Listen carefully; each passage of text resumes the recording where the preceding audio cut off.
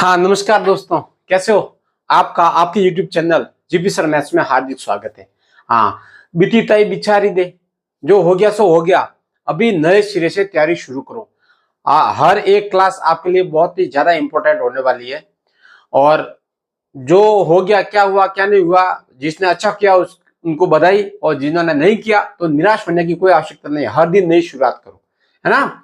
हर दिन क्या नई शुरुआत होती है। नए जोश और उमंग के साथ जुट जाओ और परीक्षा भले नजदीक आने दो ना। क्या बात है, अभी तो 20 दिन पड़े हैं, 20 दिन में तो झंडा गाड़ देंगे। हाँ, अब देखो, ये है 5.1। तो अपन ने जो पिछली क्लास थी उसमें इंट्रोडक्शन किया था, introduction to Euclid's geometry. Euclid's ने क्या क्या दिए, पोस्ट्यूम दिए, एक्सियोम्स दिए। उन्हीं एक्सियोम्स को यहाँ अप्लाई करके अपने आंसर को क्या करना है, प्रूव करना है। तो फर्स्ट क्वेश्चन क्या है कि अपने को ट्रू और फॉल्स बताना है कि ये जो स्टेटमेंट दे रखे हैं ये ट्रू है या फॉल्स है। ट्रू है तो क्यों, फॉल्स है तो क्यों, रीजन भी देना है। ठीक है। हाँ, तो ये क्या है, आप समझोगे तो आपका जो बेसिक कंसेप्ट है वो फिक्स हो जाएगा। वो क्या हो जाएगा, फिक्स हो जाएगा। जो आपने पढ़ा है थ्योरेटिकल वो यहाँ प्रैक्टिकल हो जाएगा। और ऐसे तो करना है, जो पढ़ा है वो कैसे माइंड में फिट हो जाए, इसी का तो प्रयास सब करते हैं। और मेरा भी प्रयास रहेगा कि मैं आपको ऐसे इजी सर्व करूं कि वो फिट हो जाए।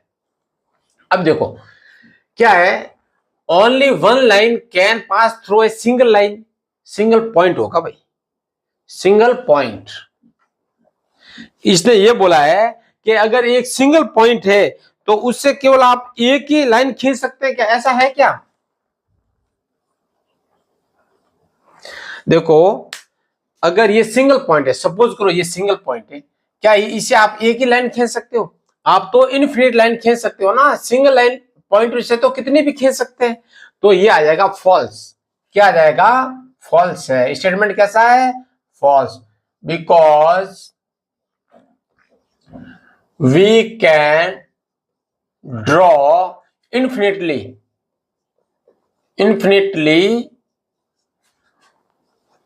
many lines from one point। तो एक पॉइंट से अपन इनफिनिटली मैनी लाइंस को ड्रॉ कर सकते हैं। देखो, ठीक है। तो ऐसे ही है, ज्यादा परेशान होने की जरूरत नहीं है। क्या there are an infinite number of line which pass through distinct point. अभी डिस्टिंक्ट पॉइंट का क्या मतलब है? ये पास पास जो दो अगर पॉइंट है, पॉइंट ए और पॉइंट बी, बोला इससे आप इनफिनिटली मैनी लाइंस खींच सकते हैं क्या? बताओ, खींच सकते हैं क्या? यहां से तो भाई एक ही लाइन खींची जाएगी जो दोनों से मिले। स्ट्रेट लाइन तो एक ही अब कैसे खींचोगे दूसरी लाइन? का मतलब क्या होता है? स्ट्रेट होनी चाहिए। लाइन का मतलब डेफिनेशन क्या है? दो पॉइंटों को मिलाने वाली सीधी रेखा। कैसी? सीधी। अब सीधी तो एक ही आएगी, दूसरी भी खींचोगा तो इसके ऊपर ही आएगी ना, नहीं आएगी। तीसरे भी खींचोगा तो इसके ऊपर ही आएगी। तो लाइन तो एक ही ड्रॉ होगी। इसका मतलब ये भी क्या है? ये भी असत्य है, false.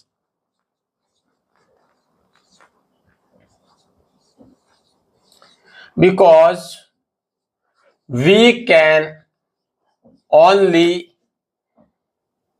One line which pass through distinct points।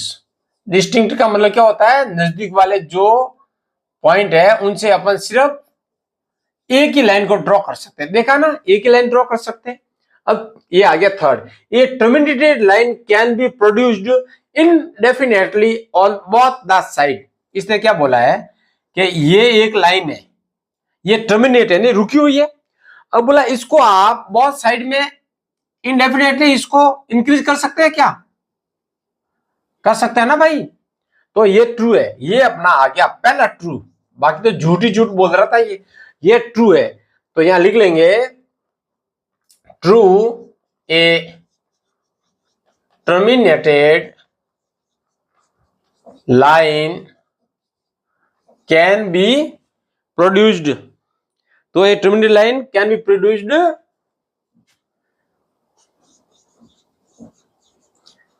indefinitely और बहुत साइड में अपन कर सकते हैं ऑन बोथ द साइड्स। ये क्या है, ये पोस्टुलेट्स कौन सा है, फ्रॉम पोस्टुलेट्स कितना है, सेकंड है ना, हाँ सेकंड। तो पोस्टुलेट सेकंड ये बता रहा है, पोस्टुलेट सेकंड है ये, तो ऐसा कैसा स्टेटमेंट दे दिया। अब जब आपको याद है तो आप टक से कर दोगे ट्रू और फॉल्स, अगर याद नहीं है तो फिर तो कैसे करोगे। If two circles are equal then their radius are equal. इसने बोला है दो सर्कल अगर सेम है तो रेडियस भी क्या होगी, सेम होगी। अब देखो सपोज करो मैं सर्कल बनाता हूं, एक सेकेंड है, कुछ ढूंढता हूं सर्कल के लिए। सपोज करो ये मैं सर्कल बना रहा हूं, सर्कल क्या होने चाहिए, सेम होने चाहिए।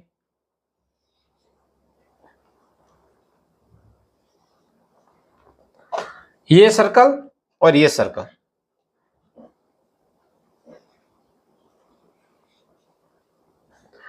अब इसने क्या बोला है, अगर सर्कल सेम है, टू सर्कल आर इक्वल, ये दोनों इक्वल है, दियर रेडियस आर इक्वल। अब रेडियस किसको बोलते हैं, सेंटर से जो सरकमफेरेंस को मिलाने वाली सीधी रेखा है इसको बोलते हैं रेडियस।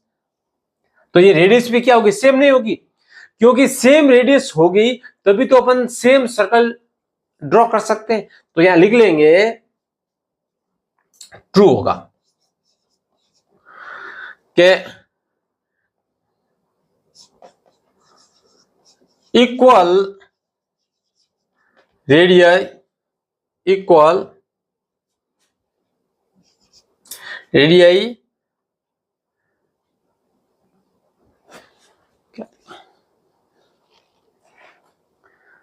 ऐसे लिख लेते हैं, to circle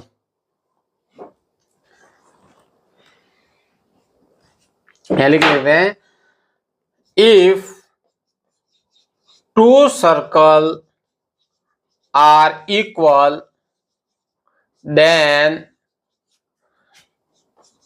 their are equal, then they coincide each other। तो वो क्या है, कोइंसाइड का मतलब एक दूसरे को ढक देंगे, एक के ऊपर दूसरे आ गए तो एक ही दिखेगा ना, कोइंसाइड। हैंस दियर रेडियस, देखो यहां रेडियस लिखा क्यों है, क्योंकि ये प्लूरल है, एक होता तो रेडियस आता, ये इसका सिंगुलर और प्लूरल भी याद कर लेना भाई, ये क्या है, प्लूरल है, बहुवचन है। दियर रेडियई के hence the radii and circumference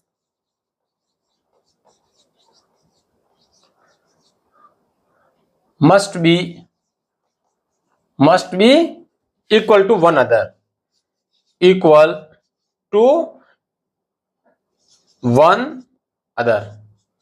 तो ये जो होगी, ये सरकमफेरेंस भी इक्वल होगी और आपकी रेडियस भी क्या होगी, इक्वल होगी। अब ये थर्ड नंबर, ये दो लाइनें खींची हुई है, ए बी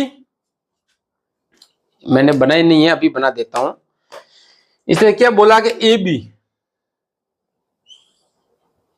ये है अपना ए और ये है बी, ये इक्वल है पी क्यू के, ये पी और क्यू के इक्वल है, और जो पी और क्यू इक्वल है वो है एक्स वाई के, एक्स और वाई के इक्वल, ऐसा क्वेश्चन दे रखा है। तो अपने को प्रूव करना है कि ए बी जो है वो एक्स वाई के इक्वल है। तो मैंने उस दिन आपको मार्कर से बताया था कि भाई ये एक्स और वाई है, ये एक्स ए बी और ये एक्स वाई है। अच्छा पी बी पी क्यू कर दो के, ये है ए बी, ये है पी क्यू, ये अगर दोनों इक्वल है, फिर इसने बोला कि ये जो है ये आपका एक्स वाई है और ये अपना पी क्यू है, ये भी इक्वल है। तो क्वेश्चन कह रहा है कि ये दोनों भी कैसे होंगे, इक्वल होंगे। ये अपना एक्सियम कौन सा था, ये अपना जो एक्सियम था फर्स्ट था कि थिंग्स विच आर इक्वल, जो थिंग्स कैसे इक्वल है, the things which are equal to the same thing. अगर सेम थिंग इक्वल है तो फिर क्या है, तो same things are equal to one another, तो ये तीनों एक दूसरे के बराबर होगी, ये तीनों कैसी होगी, एक दूसरे के बराबर होगी। तो ये था आपका फर्स्ट क्वेश्चन, ये थ्योरेटिकल है, ये है ना, तो ये पूरा चैप्टर ही थ्योरेटिकल है, तो इसको आप नोट कर दो।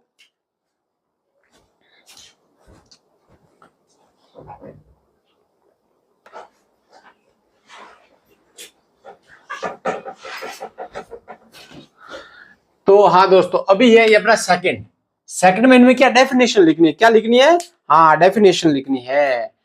तो ये डेफिनेशन का क्वेश्चन भी आता है, एक दो डेफिनेशन इनमें से पक्की पूछेंगे, जो आपको क्या करनी है, याद करनी है। ये सब रटने की चीजें थोड़ा मैं समझा देता हूं ताकि आपको रटने में इजी हो जाएगा, या खुद आप है जो लिख सकते हैं, है ना। देखो क्या है कि पैरेलल लाइन, अब पैरेलल लाइंस किसको बोलते हैं, पैरेलल का मतलब क्या होता है, जो लाइन आपस में कभी मिलती नहीं है, उनके बीच में ये वर्टिकली जो डिस्टेंस है ये कैसी रहती है, इक्वल रहती है, तो उसको बोलते हैं पैरेलल लाइंस। तो देखो कि the lines which are never intersect each other है, तो ये अपना ए है, ये अपना है बी, ये अपना सी है और ये डी।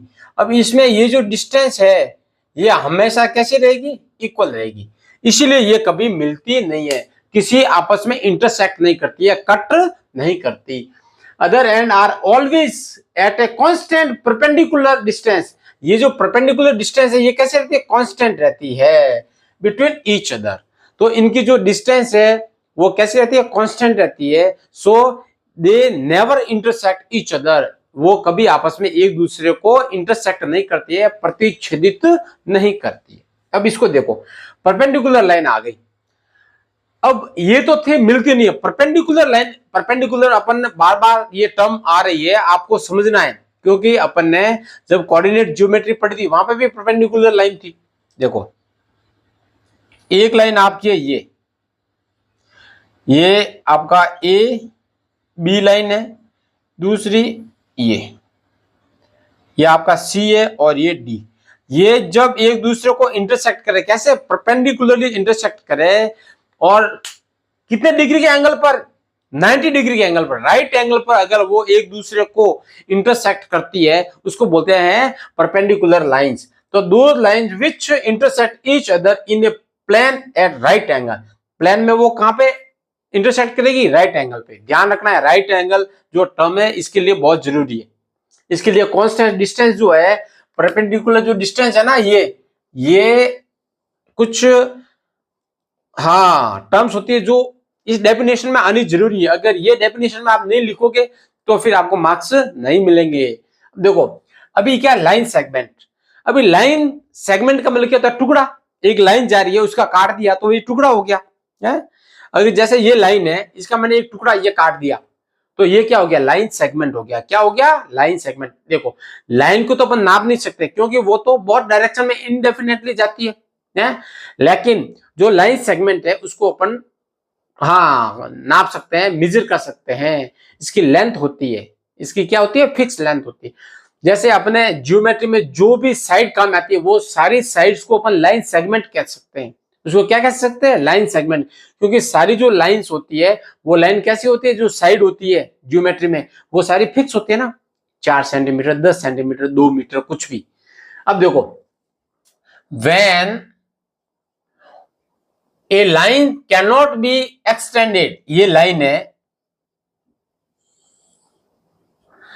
अब इसको आगे में एक्सटेंड नहीं कर सकता, आगे अगर मैं इसको एक्सटेंड नहीं कर सकता तो ये जो आपका लाइन है इसको बोलते हैं लाइन सेगमेंट, तो इसको क्या बोलते हैं, लाइन सेगमेंट, ठीक है। इस लाइन सेगमेंट के 2 एंड पॉइंट होते हैं, एंड का मतलब खत्म करने वाले 2 पॉइंट होते हैं, ए और बी, ये लाइन के एंड पॉइंट है। बाकी जो लाइन होती है ना, ये जो लाइन है, इस लाइन के ये एंड पॉइंट नहीं होते हैं, ये बीच में होते हैं, ये कहां होते हैं, बीच में होते हैं, ये ध्यान रखना है, ये पॉइंट कहां होते हैं, बीच में होते हैं, लेकिन यहां पे तो एंड पर है, तो and further because of its 2 end point, तो the line segment has 2 end point. इसके ऐसा क्वेश्चन आ सकता है, a line segment has points, अब वो blank, fill in the blanks में अगर आपको पता है तो आप लिख लोगे 2, अगर नहीं पता है तो क्या लिखोगे। ऐसे ही इसको देखो, रेडियस ऑफ ए सर्कल, तो एक सर्कल है, ये सर्कल है, तो इसको बोलते हैं रेडियस। सेंटर से लेके सरकमफ्रेंस को मिलाने वाली सभी ये सारी रेडियस है। अरे जो ताड़ियां होती है ना साइकिल की, हाँ, उसी को मान लो ये तो है सेंटर और ये सारी क्या है, रेडियस है। सारी ये क्या है, रेडियस है। तो सर्कमफेरेंस से सेंटर को मिलाने वाली जो लाइन है उसको बोलते हैं रेडियस। तो the radius of a circle line from any point, कोई भी पॉइंट, ये सर्कमफेरेंस का कोई भी पॉइंट ले लो, यहां से आपको किसे, सेंटर, किसे मिलाना है, हाँ, circumference of the circle to the centre. अगर ये सर्कमफेरेंस से सेंटर को मिलाने वाली जो भी लाइंस है उसको क्या बोलते हैं, रेडियस बोलते हैं। फिर अपना आ गया स्क्वायर। अरे सर हमारे को ये तो सब आता है, हैं? वो आकृति जिसकी चारों भुजाएं समान होती है उसको क्या बोलते हैं, स्क्वायर बोलते हैं। नहीं भाई, अभी आप थोड़े अपर क्लास में आ गए हो तो आपसे ये उम्मीद नहीं की जाती कि आप सिंपल सा प्रूफ दो, ऐसे नहीं। तो ये एक क्वाड्रिलैटरल है। क्वाड्रिलैटरल किसको बोलते हैं, जिसकी 4 साइड्स होती है। अभी क्वाड्रिलैटरल में आपका रेक्टेंगल भी है, आपका रोम्बस भी है, आपका काइट भी है, आपका पैरेललोग्राम भी है, स्क्वायर भी है। ये सारे क्या है, क्वाड्रिलैटरल है जिसकी 4 साइड होती है। अगर जिसकी 4 साइड, तो एक quadrilateral which has equal 4 sides and all internal angles have the measure of 90 degree या राइट एंगल, तो that quadrilateral is called square.